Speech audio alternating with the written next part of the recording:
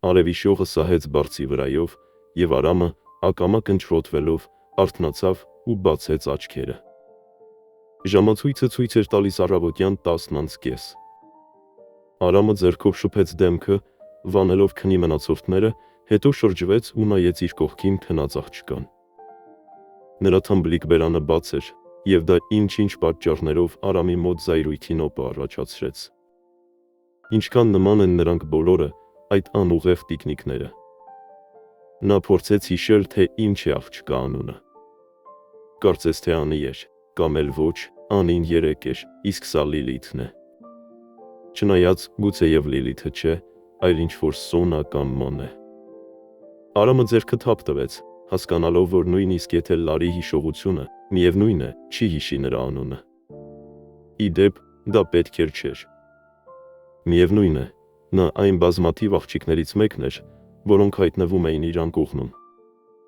Իհարկե նա կանչովի աղջիկ չէր բառից բուն իմաստով, բայց գործնականում ոչնչով չէր տարբերվում նրանցից։ Յուրաքանչյուր գեղեցկուհի, ում նա բերում էր իր տուն, խաբվում էր նրա փողերին ու դիրքին, և հույս ուներ պոկել գոնե մի փոքրիկ կտոր նրա կարողությունից։ Հիմա սա էր կարթնանա, կճվճվա այն մասին, թե ոնց ամեն ինչ հավանեց, իրեն կարգի կբերի և պչրանքով շուրթերը սեղմելով, կձգձգի հրաժեշտի պահը, հուսալով լավ նվեր ստանալ իր հետ անցկացրած գիշերվա դիմաց։ Վաղը նա կգտնի իր համար նոր պապիկի, իսկ Արամի անկողնում կհայտնվի նոր տիկնիկ, կարծես սրա կրկնօրինակ կլինի։ Արամը գնաց խոհանոց, միացրեց սուրճի մեքենան, իսկ հետո մտավ լոգարան և երկար կանգնեց ջրի սառը շիթերի տակ, հուսալով, որ իր վատ տրամադրությունը դրանից գոնե մի փոքր կլավանա։ Սակայն ջուրը չօգնեց, և Արամը գնաց սուրճ խմելու ամենազզվելի տրամադրությամբ։ Նա արդեն 35 տարեկան էր, և հարազատները միաբերան ուտում էին նրա հոգին, պնդելով, որ ժամանակն է ամուսնանալու։ Բայց դա հեշտ էր ասել, դժվար անել։ Արամն առհասարակ համոզված էր, որ նորմալ աղջիկները վաղուց վերացել են, իսկ մնացած բոլորը, կեղծավորներն ու շահամոլները, տեսնում էին միայն իր դրամապանակը և բոլորովին չէին հետաքրքրվում, թե ինչպիսի մարդ է ինքը։ Ի դեպ, նրա կյանքում եղել էր երջանիկ ընտանեկան կյանք կառուցելու մեկ փորձ, բայց այն ավարտվել էր կատարյալ ձախողմամբ։ Սկզբում Մարիամը նրան դուր էր եկել զուտ արտաքնապես։ Նա համապատասխանում էր ժամանակակից գեղեցիկ աղջկա բոլոր չափանիշներին։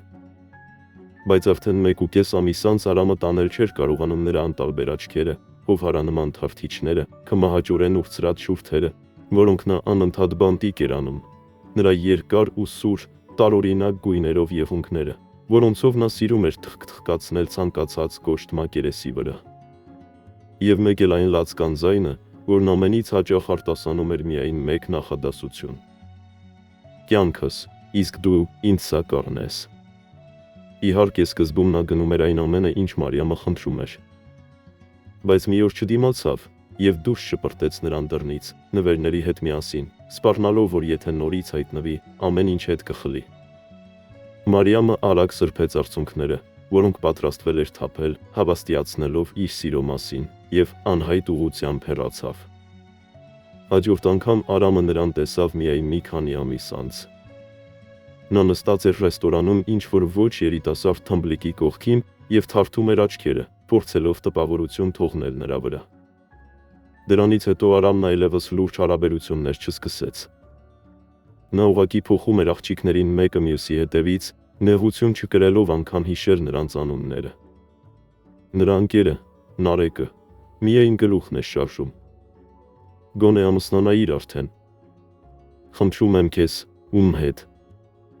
Այս ռետինե տիկնիկների, որոնք իրարից տարբերվում են միայն մազերի գույնով։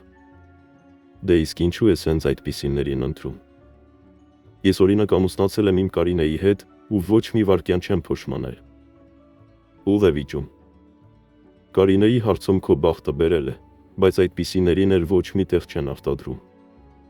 Գուցե դու ուղղակի սխալ տեղում ես փնտրում։ Դա իսկապես այդպես էր։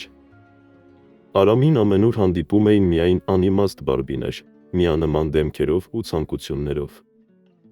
Ասեսի հաստատում նրա խոսքերի, ննջասենյակից դուրս եկավ այն աղջիկը, ում հետ նա անցկացրել էր գիշերը։ Արամիկ, Դու այդքան շուտ ես արթնացել ելել։ Իսկ ես շատ եմ սիրում առավոտյան թավալ գալան կողնում։ Ա, սուրճ, դա հիանալի է։ Նա վերցրեց Արամի ձեռքից բաժակը եւ մի քանի ում պարեց, հետո դրեց սեղանին, պատրաստվելով միանալ նախաճաշին, բայց Արամը տրամադրված չէր հաճելի շփման։ Ակնովիչ, ես հիմա քեզ համար տաքսի կկանչեմ։ Արամիկ։ Իսկ ես մտածում էի, մենք ամբողջ օրը միասին կանցկացնենք, միտեղ կգնանք, կհանգստանանք։ Չգիտեմ դու ոնց, բայց ես ընդհանրապես չեմ հոգնել, առավել ևս, ես պետք է գնամ գրասենյակ։ Աղջիկը լռեց եւ Արամը հոգոց անելով, գրպանից անեց փողերը, ապա հաշվելով մի քանի խոշոր թղթադրամ, մեկնեց նրան։ Ինքդ գնա առևտրի կենտրոն ու քեզ համար որևէ բան գնիր։ Ընտիր է, շնորհակալ եմ։ Աղջիկը ձգեց վարդագույն շուրթերը, ընտրելով ամենահաճելի ժպիտը, եւ շուտով դուրս թռավ դռնից, իրենից հետո թողնելով միայն թանկարժեք օծանելիքի հետքը։ Իսկ Արամը սուզվեց նոր օրվա մեջ, որը նման էր նախորդին այնպես, ինչպես եւ հաջորդին։ Բայց մի օր, այնուամենայնիվ, տեղի ունեցավ մի իրադարձություն, որը կտրուկ փոխեց նրա կյանքը։ Մի առավոտ շտապելով գրասենյակ, Արամը չհասցրեց արգելակել մեծ փոսի մոտ եւ կեղտաջրով ցողեց հետիոտնային անցման մոտ կանգնած աղջկան։ Նա միայն ախարեց, իսկ հետո, զննելով իրեն, սկսեց լաց լինել։ Արամը կայանեց մեքենան եւ մոտեցավ անծանոթուհուն, ներողություն խնդրելու։ Ինչ օգուտ ինձ ձեր ներողություններից։ Հարձակվեց նրա վրա աղջիկը։ Ես 10 րոպեից հարցազրույցի եմ, իսկ տեսեք թե ինչ տեսք ունեմ։ Միթե նորմալ է սա։ Հետաքրքիր է, իսկ որտեղ կարելի է աշխատանքի ընդունվել նման հագուստով։ Իսկ ինչով ձեզ դուրս չի գալիս իմ հագուստը։ Վրդովվեց անծանոթուհին։ Դե, այն ձեզ համար հաստատ կարել են ինչ-որ տոնավաճառի կուտյուրիեները։ Իսկ դուք ինչ իրավունք ունեք ինձ վիրավորելու։ Քիչ է որ ոտքից գլուխ ցողեցիք փոսի ջրով, ամբողջությամբ թրջելով ինձ, դեռ մի բան էլ ծաղրում եք։ Լավ էլ դաստիարակություն ունեք։ Աղջիկը եւս մեկ անգամ զննեց իրեն եւ հեռացավ, բայց Արամը երկու ցատկով հասավ նրա հետևից ու բռնեց ձեռքը։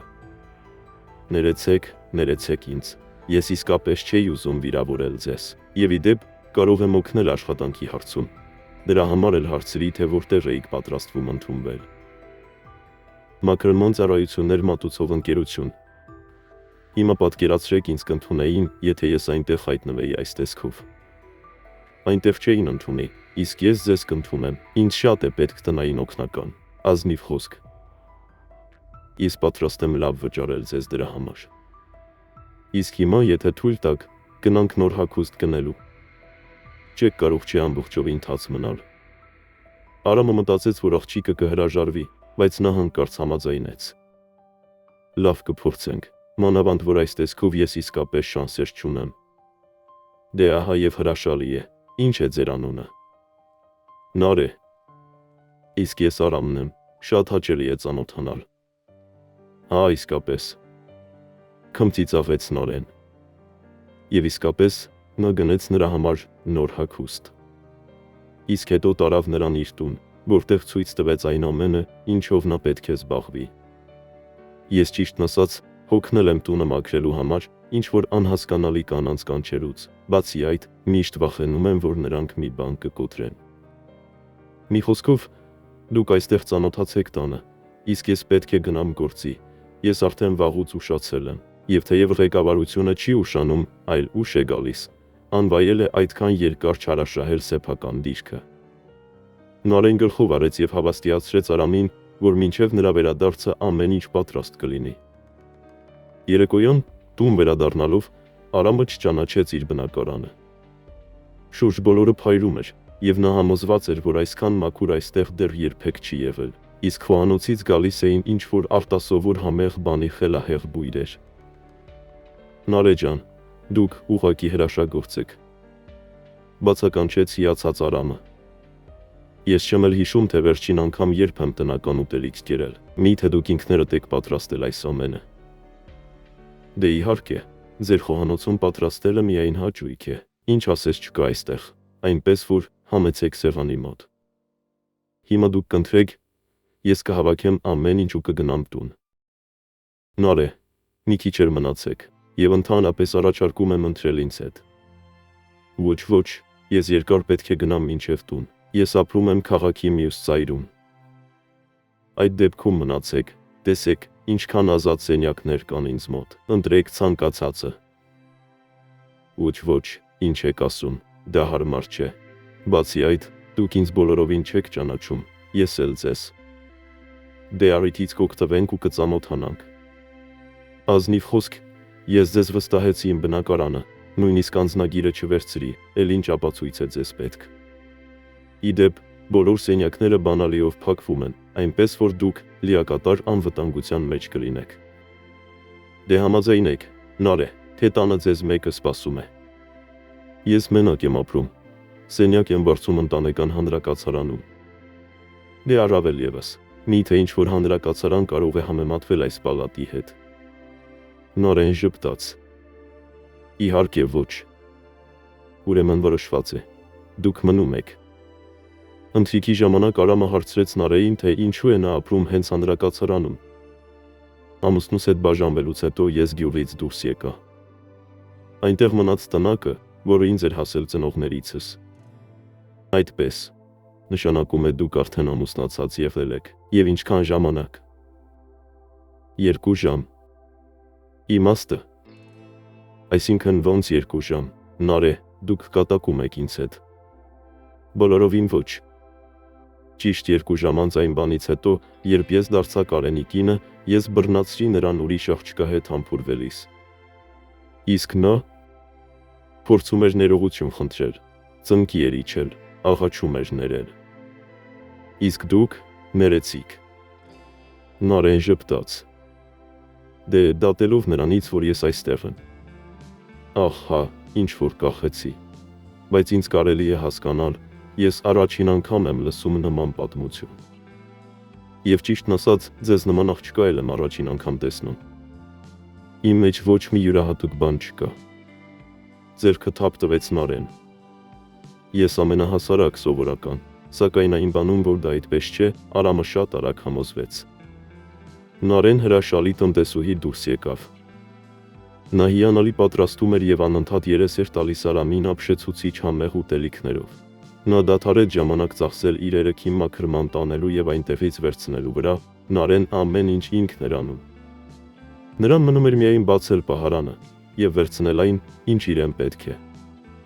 Բնակարանում կարգու կանոնը նույնպես կատարյալ էր, բայց նույնիսկ դա չէր գլխավորը։ Արամին Նարեն դուր էր գալիս որպես կին,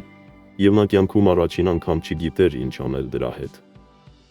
Նա ուրիշ էր, նրա հետ չէր կարելի վարվել այնպես, ինչպես ինքը վարվում էր իր մյուս ընկերուհիների հետ։ Նարեն իրեն շատ խիստ էր պահում, չէր համաձայնում նվերներ ընդունել, չէր վերցնում ավելի շատ գումար, քան նրանք պայմանավորվել էին հենց առաջին օրը։ Նրանք նույնիսկ շարունակում էին միմյանց դիմել դուքով։ Եվ Արամը խելագարվում էր։ Նա պատրաստ էր ամուսնանալ Նարեի հետ, բայց գիտեր, որ ընկերներից ու բարեկամներից ոչ ոք հավանություն չի տա իր ընտրությանը, չէ որ նա իրենց շրջապատից չէր, բացի այդ էլ հասցրել էր ամուսնացած լինել։ Թեկուզ եւ այդպես, ձևական, բայց հրաժարվել նրանից նա նույնպես չէր կարող։ Եվ ահա մի օր, տուն վերադառնալով, նա գնահատող հայացք գցեց Նարեի վրա։ Նա զարմանքով նայեց նրան։ Ինչ է պատահեն ձեզ։ Ոչինչ, ով իմ սառցեթագուհի, ահա ուզում եմ փորձել հալեցնել քո սառույցը, եւ շատ հույս ունեմ, որ դա ինձ մոտ կստացվի։ Արամ, դուք խմած եք։ Հետո ինչ։ Ես հասուն մարդ եմ եւ իրավունք ունեմ թուլանալ այնպես, ինչպես ուզում եմ։ Նարեն մի կողմ քաշվեց։ Արամ, կներեք, ես գնամ իմ սենյակ։ Բայց նա քայլ արեց դեպի Նարեն եւ ամուր սեղմեց նրան իր գրկում, ապա սկսեց ծածկել համբույրներով։ Նարեն դուրս պրծավ, փորձելով խուսափել նրա շուրթերից, իսկ հետո կարողանալով ազատել ձեռքը, ուժեղ ապտակ հասցրեց Արամին։ Անակնկալից նա տնքաց ու հետ քաշվեց։ Դու ոնց ես համարձակվում քեզ այդպես պահել, ես քեզ գնել եմ քո ամեն ինչով։ Ամեն ինչ արել եմ քեզ համար, նույնիսկ ներքնազգեստդ։ Եթե այդքան հպարտ ես, հանիր որդիքդ, եւ այդ բոլոր լաթերը հա։ Ես վճարում եմ քեզ, ու դու պատկանում ես ինձ։ Նոր ապտակը այրեց Արամի այտը, կատաղությունից իրեն կուրծրած, նա նետվեց դեպի Նարեն, բայց վերջինս արդեն անհետացել էր դռան հետևում եւ պտտել բանալին։ Որտեղից քեզ նմանին այդքան գոռոզություն։ Գոռում էր Արամը, ամբողջ ուժով բռունցքներով հարվածելով դռանը։ Պետք չի քեզանից արքայադուստր ձևացնել։ Բոլորդ էլ նույնն եք, բոլորիդ էլ միայն մի բան է պետք։ Հոգնելով հայհոյելուց, Արամը զանգահարեց իր բազմաթիվ ընկերուհիներից մեկին, եւ արդեն 20 րոպե անց նա նրա մոտ էր։ Երկար չմտածելով, աղջկա ուրախ ճվճվոցի տակ, նա հենց հյուրասենյակում սկսեց պոկել նրա վրայի հագուստը։ Երեկոն նրանք ավարտեցին ննջասենյակում։ Առավոտյան Արամը շատ ուշ արթնացավ, եւ անմիջապես իրեն զգաց այնպես, ասես տեղափոխվել է մի քանի ամիս հետ։ Կողքին իրեն քիչ հետաքրքրող մի աղջիկ էր, ում նա հենց այդ պահին էր ճանապարհեց, թույլ չտալով անգամ լվացվել։ Իսկ հետո գնաց Նարեի մոտ, որպեսի ներողություն խնդրի նրանից ու բացատրի ամեն ինչ։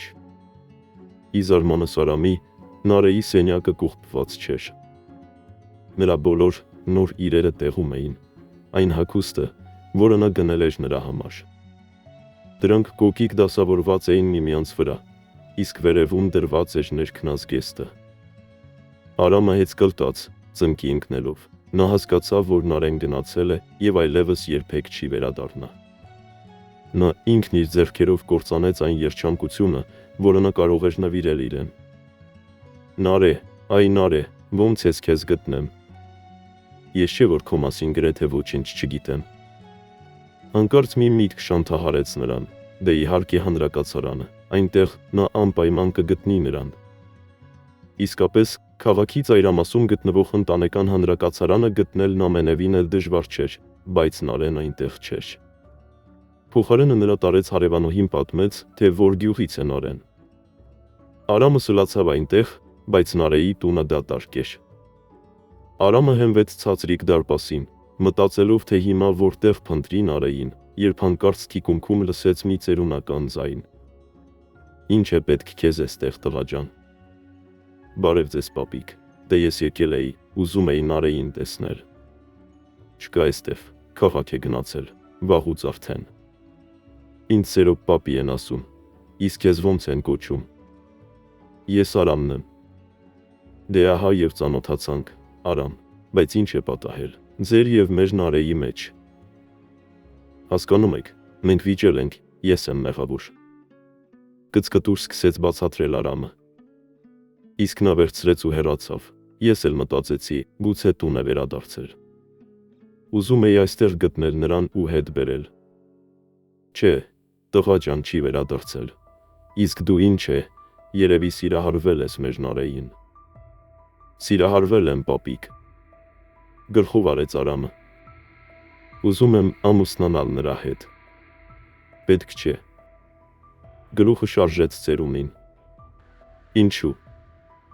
Արամը զարմանքով նայեց իր նոր ծանոթին։ Որովհետև եթե դու նրան նեղացրել ես, ուրեմն դու սրիկա մարդ ես, իսկ նա այդպիսին չէ։ Գիտես ինչպիսին է նա։ Ինչպիսին։ Նարեն աղավնոհոցի ունի։ Բարի է նա ու հոգատար, իսկ ինչ տնտեսուհի է։ Ամեն ինչ գիտի, ամեն ինչ կարողանում է։ Եվ եթե մեկին սիրի, ապա մեկ անգամ եւ ամբողջ կյանքի համար։ Իսկ դու տեսնում ես ինչպիսին ես, նեղացրել ես նրան։ Ես Նարեին բարուրից գիտեմ, մենք հարևանությամբ ենք ապրել։ Նույն ժամանակ էր, որ փացանք նրա հետ։ Ես կնոջս ուղարկավորեցի, իսկ նա մորը։ Նարեի հայրն ավելի շուտ էր մահացել, խեղդվեց գետում, նետվել էր տեղացի երեխաներին փրկելու, որոնք որոշել էին լաստանավով լողալ, իսկ մեր գետը նման կատակասերներին չի սիրում։ Դե ահա, երեխաներին Հովանեսը փրկեց, բայց դուրս լողալու ուժն իրեն արդեն չհերիքեց, այդպես էլ խեղդվեց։ Հետո էլ Նարեի մայրը մահացավ, ես էլ մենակ մնացի։ Ես արդեն ասացի այդ մասին, չէ։ Դե ահա։ Եթե իմանայիր, ոնց էր Նարե ջանը ինձ խնամում, երբ հիվանդ էի։ Իսկ երեխաներին ոնց է սիրում։ Մանկապարտեզ չունենք, Դրա համար մեր կանայք նարեին էին գցում իրենց ճուտիկներին։ Դե եթե ինչ-որ գործով պետք էր քաղաք դնալ օրինակ։ Գիտեին, որ նա համ կկերակրի նրանց, համ կքնեցնի, համ էլ դասերը կանի։ Բոլորը շատ գոհ էին։ Երեխաները նարեի համար հոգի էին տալիս։ Իսկ մեծերը, ի շնորհակալություն օգնության, մեկը մթերք էր բերում, մեկը հագուստ էր առնում, մեկն էլ ուրիշ բան։ Իսկ ինչ էր պատահել ամուսնության հետ կապված։ Դե հավատաց Նարեն էստեղի մեկին, ֆերմերի տղային։ Ես ասում էի Նարեին, որ նրանց ոչ թե ինքն է պետք, այլ աշխատող, բայց Նարեն սուրբ հոգի չէր հավատում։ Ասում էր, որ սիրում է, դե իսկ նա հայտնի շնիկ էր։ Հենց հարսանիքի ժամանակ դավաճանեց նրան։ Մտածում էր, ոտքերը կսրբի Նարեի վրա, քանի որ հարուստ տուն է տարել, բայց ուրիշ կերպ ստացվեց։ Նարեն հենց տեղում քողը պոկեց, երիտասարդ ամուսնուն ապտակեց, իսկ հետո հեռացավ և իր շեմին անգամ մոտ չթողեց նրան։ Իսկ բաժանվելուց հետո եկավ ինձ հրաժեշտ տալու։ Կգնամ, ասում է, երջանկությունս քաղաքում փնտրելու։ Ես լաց եղա։ Ուր ասում եմ հիմարիկ։ Իսկ նա ինձ։ Պապիկ, աշխարհը առանց բարի մարդկանց չի լինում։ Չեմ կորչի։ Հանկարծ կգտնվի մեկը, ով կսիրի ինձ այնպիսին, ինչպիսին կան։ Ծերունին հոգոց հանեց։ Իսկ դու, ասում ես, նեղացրել ես։ Էխ դու, դժբախտ։ Պապիկ, ասաց Արամը։ Եթե նա հայտնվի, դուք կզանգահարեք ինձ։ Ես ձեզ համարի կգրեմ, իսկ սա էր շնորհակալության հետ միասին։ Արամը մեկնեց ծերունուն մի քանի թղթադրամ, մոտավորապես նրա կենսաթոշակի կեսի չափով։ Աղա ջան, երևում է, պինդ է քեզ կպել Նարեն, և մեղավոր ես նրա առաջ, դու նույնպես լավ։ Դե ուրեմն, այ ինչ կասեմ քեզ։ Դու հետ վերցրու փողերդ, պետք չի ինձ։ Ծերունին փողը խութեց Արամի ձեռքը։ Մենք Նարեի հետ հպարտ ենք, ող ինչպիսին։ Դե ես արդեն ծեր եմ, իսկ նրա մոտ դեռ ամեն ինչ առջևում է։ Ճիշտ է անում նա, որ թույլ չի տալիս ձեզ իրեն նեղացնել։ Արամը հոգոց հանեց, իսկ հետո անսպասելիորեն գրկեց ծերունուն և նստելով մեքենան հեռացավ։ Ծերունին աչքերը կկոցելով արևից, երկար նայեց նրա հետևից, հետո շրջվեց ու գնաց իր տուն, բայց երբ ձեռքը տարավ մաշված պիջակի գրպանը, շոշափեց փողերը, որոնք Արամը այնուամենայնիվ հասցրել էր դնել այնտեղ, երբ գրկել էր նրան։ Էխ դու ինչ խորամանկն ես։ Դե Աստված քեզ առողջություն տա։ Բարձրաձայն ասաց ծերունին, ասես Արամը կարող էր լսել իրեն, և մի փոքր լռելուց հետո ավելացրեց. Իսկ Նարեին իզուր նեղացրիր, լավն է նա, բարի է։ Անցավ 3 ամիս, ամբողջ այդ ընթացքում Արամն անհոգներ փնտրում էր Նարեին, բայց ոչ մի տեղ չէր կարողանում գտնել նրան։ Նույնիսկ մասնավոր խուզարկուն, ում նա վարձել էր իրեն օգնելու համար, ոչինչ չկարողացավ անել նրա համար։ Արամը մոռացել էր իր նախկին կյանքի մասին, ընկերուհիները զզվելի էին դարձել նրան, և նա ոչ ոքի չէր ուզում տեսնել։ Մի օր նրան զանգահարեցին ծնողները։ Դու այնքան վաղուց չես եղել մեզ մոտ։ Արի միասին ընթրենք, կպատմես, ոնց ես ապրում։ Արամը չկարողացավ մերժել մորը և մի փունջ ծաղիկ դնելով գնաց ծնողների մոտ հյուր։ Նրանք նստած էին սեղանի շուրջ, երբ սպասուհին խոհանոցից ներս բերեց առաջին ճաշատեսակը։ Արամը նայեց աղջկան և վեր թռավ, շրջելով աթոռը։ Նարե ջան հարազատս աղջիկս, ես այնքան երկար եմ քեզ փնտրել, իսկ դու այստեղ ես։ Նարե ջան սիրելիս։ Նարեն շփոթված նայում էր Արամին։ Ամբողջ այդ ընթացքում նա դուրս չէր գալիս նրա մտքից, բայց նա հասկանում էր, որ իրենք բոլորովին զույգ չեն, և աշխատում էր մոռանալ նրան։ Եվ հանկարծ պարզվեց, որ ահա արդեն 2 ամիս է, նա աշխատում էր նրա ծնողների տանը և նույնիսկ գլխի չէր ընկնում այդ մասին։ Կներեք։ Նարեն դասավորեց սպասքը սեղանին և ուզում էր գնալ, բայց Արամը բռնեց նրա ձեռքը և իջնելով մեկ ծնկան վրա, ասաց. Խնդրում եմ քեզ, ամուսնացիր ինձ հետ, ես սիրում եմ քեզ, չեմ կարող առանց քեզ ապրել։ Նարեն լռում էր, իսկ Արամին մոտեցավ մայրը և հանելով թանկարժեք մատանին իր մատից, մեկնեց որդուն։ Ահա, դերձրու։ Ժամանակին հայրդ ինձ ամուսնության առաջարկություն է արել այս մատանիով։ Թող այն ժառանգաբար փոխանցվի, եւ դուք Նարեի հետ նույնքան երջանիկ լինեք, որքան մենք հորդ հետ։ Նարեն նայեց Արամի հորը, նա գլխով արեց եւ ժպտաց։ Այդ ժամանակ նա նույնպես ժպտաց, իսկ հետո թաքցրեց երջանիկ դեմքը Արամի կրծքին։ Հարսանիքին հարսի կողմից գլխավոր հյուրը Սերոբ պապին էր, այն նույն հարևանը, ով միշտ ցանկանում էր նրան միայն երջանկություն։ Իսկ հիմա նա տեսնում էր, որ այն իսկապես գտել է նրան։